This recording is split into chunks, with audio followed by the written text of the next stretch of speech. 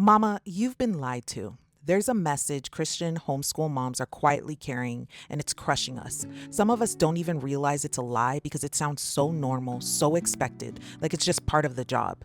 But it's the very lie that's burning moms out. The one that makes you feel like no matter how much you do, it's never enough. I know because I believed it too, and it nearly drained the joy right out of our homeschool. In this video, I'm exposing that lie for what it is and showing you how to break free so you can homeschool from a place of peace, not pressure.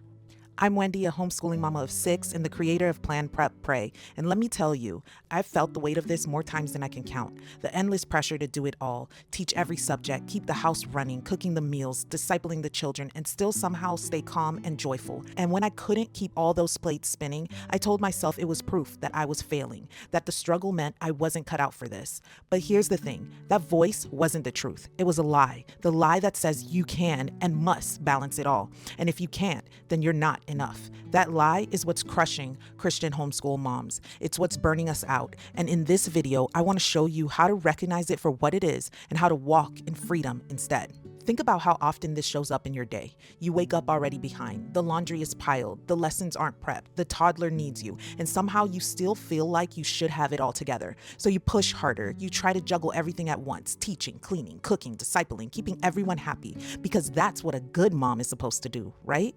That's how the lie sneaks in. The belief that a faithful Christian homeschool mom can balance it all. And that if you can't, you're failing. But here's the truth. God never called us to carry every burden alone. Jesus said in Matthew 30, "Come to me, all who labor and heavy laden, and I will give you rest. Take my yoke upon you and learn from me, for I am gentle and lowly in heart, and you will find rest for your soul. For my yoke is easy and my burden is light." If the burden you're carrying feels crushing, that's not from Him. That's the weight of the lie. When the lie says, do it all, God says, abide in me. When the lie says, you're failing because you're struggling, God says, my power is made perfect in weakness. The first step to freedom is simply naming it, recognizing that the pressure to balance it all is not from God, it's from the world, and it will burn you out if you keep chasing it. And once we see the lie for what it is, we can also see why it's so destructive, not just for us as moms, but for our homes and our families. When we believe the lie that we should be able to balance it all, here's what happens. We carry more than God asks us to. We run harder than our bodies and hearts were designed for. And we live under a constant sense of failure because all can never be done. It leaves us exhausted, discouraged, and disconnected, not just from our kids, but from the Lord too. Because instead of leaning on Him, we're leaning on our own strength. But God never called us to this kind of life. Galatians 5:1 says, "For freedom Christ has set us free. Stand firm, therefore, and do not submit again to a yoke of slavery." When we chase balance and perfection, we're stepping back into slavery to performance, comparison, and pressure. But Christ offers us freedom.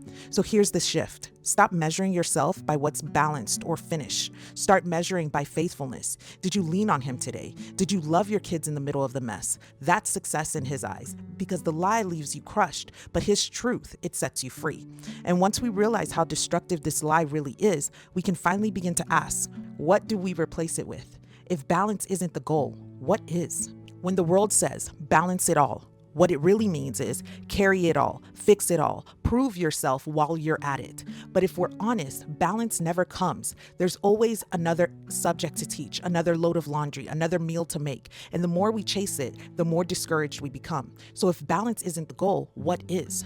The truth is that God never asked us to balance it all. He asked us to be faithful, to walk with Him, to steward what's in front of us today, and to trust Him with the rest. 2 Corinthians 12:9 says, "But He said to me, my grace is sufficient for you, for my power is made perfect in weakness. Therefore, I will boast all the more gladly of my weakness, so that the power of Christ may rest upon me." Our weakness isn't failure. It's the very piece where His strength shines the brightest. So instead of asking, how do I balance it all? The better question is, how can I be faithful right here, right now? Faithful might look like finishing one subject with peace instead of cramming in 5 subjects. Faithful might be hugging the toddler before tackling the mess. Faithful might look like taking a break to pray instead of pushing through in your own strength. That's not failure, that's freedom. That's faithfulness. And once you start walking in faithfulness instead of trying to attain balance, the burnout begins to break because you're no longer carrying it all. You're letting Him carry you. This is why the lie is so dangerous, mama. It tells you that you have to balance it all. And if you can't, you're failing. But the truth is the opposite. You were never meant to balance it all. You were meant to be faithful with what God has placed in front of you and to trust Him with the rest. And that's the freedom Christ offers us. Freedom from the constant pressure, freedom from the performance, freedom from the weight that's been crushing you. So if you've been living under the lie, I want you to know it's not too late to reset. God's mercies are new every morning and every moment. You can take a deep breath, lay down the pressure, and step into faithfulness instead of balance. If this encouraged you, make sure you're subscribed so you don't miss future videos like this, because I love walking alongside you in this journey.